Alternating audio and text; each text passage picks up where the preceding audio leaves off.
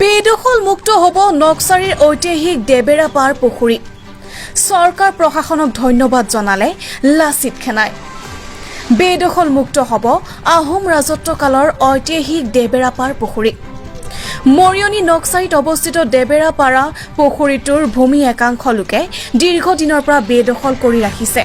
উল্লেখ্য যে ১৭ শতিকাৰ আহোম ৰাজত্বকালত উজনিৰ পৰা কলিয়াবৰ পৰ্যন্ত লেচাই ওৰফে দেবেৰা বৰবৰুৱা নামৰ এজন ৰাজবিষয়াই শাসন কৰিছিল।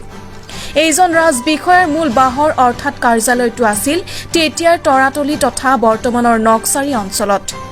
বৰ্তমানৰ দেবেৰাপাৰ গাঁৱত আহোম বিষয়াগৰাকীৰ এটা কাৰ্যালয় তথা সেনাৰ কোঠ আছিল, যিটো কোঠক মৰাণ কোঠ বুলিও জনা গৈছিল। সেই কোঠৰ ওচৰতে আছিল এই ঐতিহাসিক পুখুৰীটো।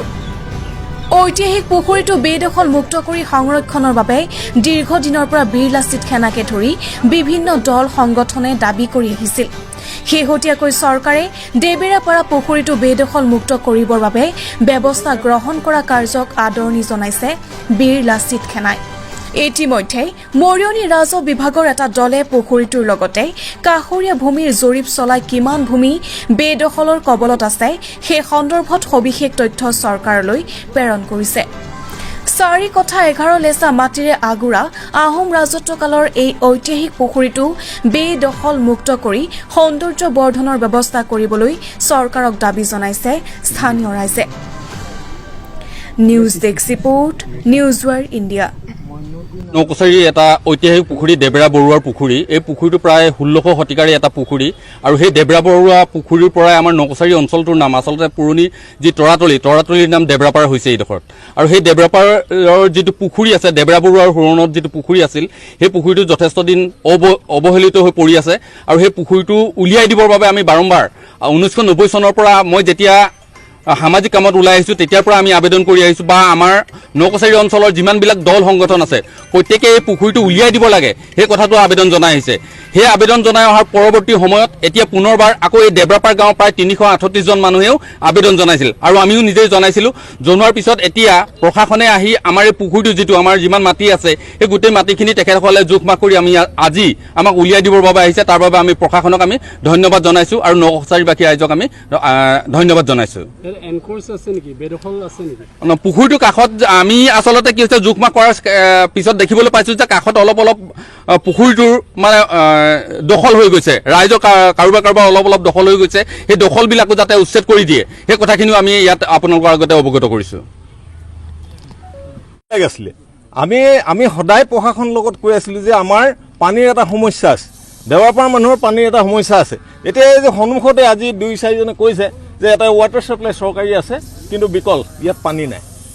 আৰু এটা আছে ৱাটাৰ ছাপ্লাই, সেইটোও বিকল, কেতিয়াবা পানী পায় কেতিয়াবা নাপায়। এটা টাইমত এনেকুৱা হয় দেৱাপাৰ ৰাইজৰ পানীৰ এটা বৃহৎ সমস্যা হয়।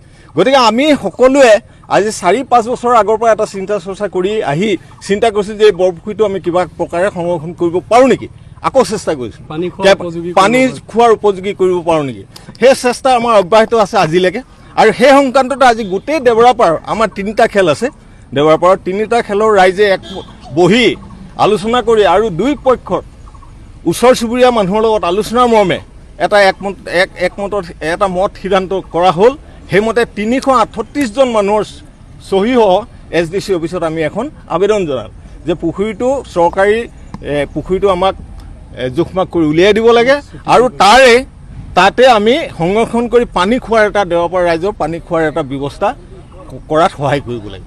গতিকে মই বেছি নকওঁ, আজি আমি অতিকৈ আনন্দিত যে আজি দুই পক্ষ লাচিত থানাৰ লগতে আমাৰ দেৱাপাৰ ৰাইজৰ যি প্ৰচেষ্টা, যি আবেদন কৰা হৈছে, লাচিত থানা আবেদন কৰিছে আৰু আমাৰ দেৱাপাৰ ৰাইজে আবেদন কৰিছে, আমি দুই পক্ষ হৈ পেলাই আমি অতিকৈ সন্তোষ প্ৰকাশ কৰিছোঁ যে আজি ইয়াৰ এটা সুমীমাংসা হ'ব আৰু প্ৰশাসনে আমাক কৰি দিব ইয়াৰ এটা ব্যৱস্থাৰ পৰ্যায়। তাৰ পিছত কি হয় এইটো আমি নাজানো।